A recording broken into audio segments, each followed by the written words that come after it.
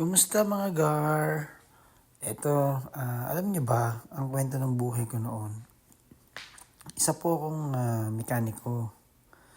Nagagawa po ako ng aircon, engine, under chassis.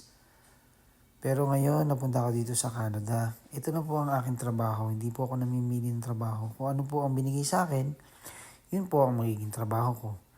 Ngayon, isa na po akong installer ng mga dump box, flaws dito po sa Canada, sa Ontario. Kaya, ayun, nakakamiss din po ang buhay mekaniko.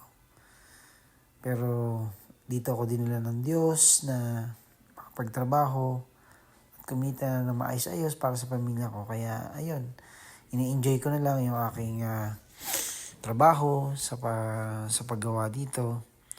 Masaya naman po. Kaya tayo ay mag-enjoy sa ating mga ginagawa para maging maayos po ang ating trabaho. Bye-bye! Yun lang po.